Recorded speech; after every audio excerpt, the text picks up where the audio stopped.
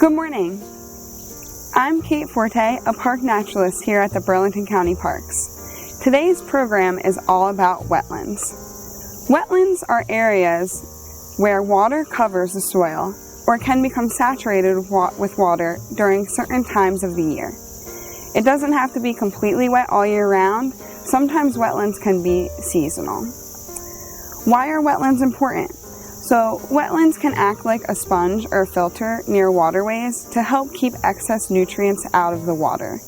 They also provide flood control and erosion control and act as fantastic home for wildlife, like you can see right behind me. So, wetlands can look very different from one another, and this is because there are different types of wetlands. The soil, the landscape, climate, and vegetation all affect the ways a wetland can form and look. There are three wetland groups: marine, tidal, and non-tidal. Marine wetlands are found along the coast in shallow areas like beaches. Tidal wetlands occur in areas inland from the oceans that are still affected by tides. Some tidal wetlands can be found along the Delaware River and the main stem of the Rancocas Creek here in Burlington County. Non-tidal wetlands also occur inland but are not affected by the tide. These can be found east of Mount Holly, including parks like Smithville. Within these groups of wetlands, there are various types. However, in our park system, we typically see marshes and swamps. So let's take a look at a few examples of them.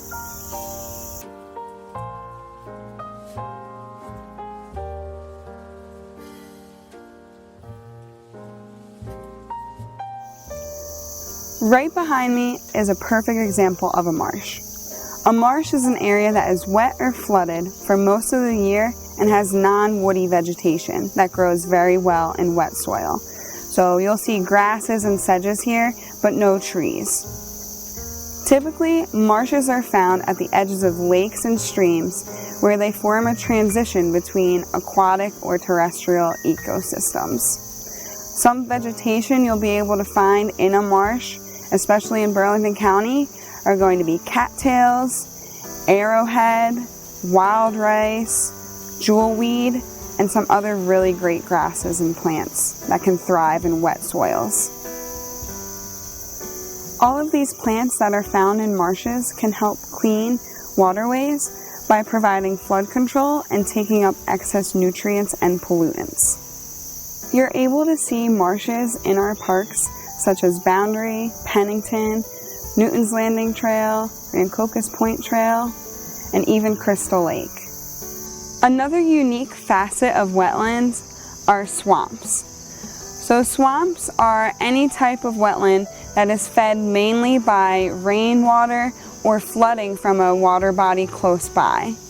It may not always look like a wetland throughout the year, and that's because the surface water needs to be above the soils.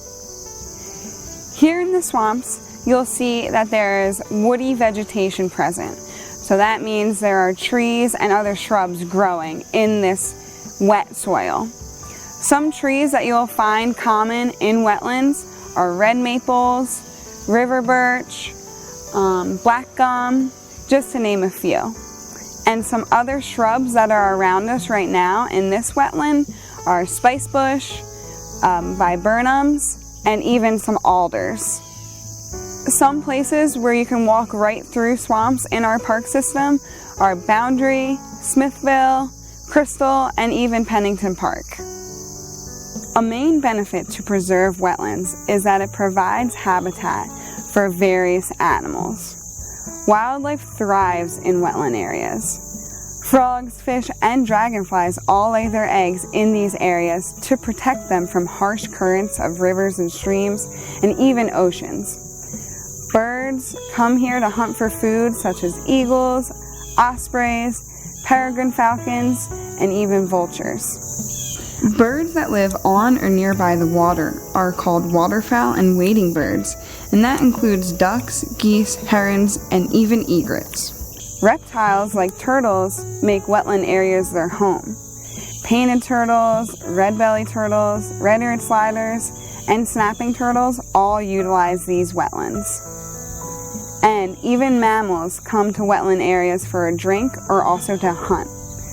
Some include deer, groundhogs, voles, and muskrats. One mammal in particular that can actually create wetlands by building dams is the beaver. Right behind me is actually an old beaver lodge. Wetlands clearly provide an amazing array of ecological functions that we didn't really realize until recently in our timeline. A century ago, people saw wetlands as a waste of land and tried to build on top of them or get rid of them by filling in the wetland areas. With everything we know about them now, it is our job to conserve these areas. Wetlands help us by storing and cleaning water before it goes back into watersheds. They provide habitat for wildlife and a wide variety of important plants, and also can be used for our enjoyment. Wetlands are ideal places to fish, observe wildlife, kayak or swim, or even just to relax and enjoy the outdoors. Next time you're out in the parks, take note of these wetland areas that surround you, and I hope this program gave you insight on how important wetlands truly are.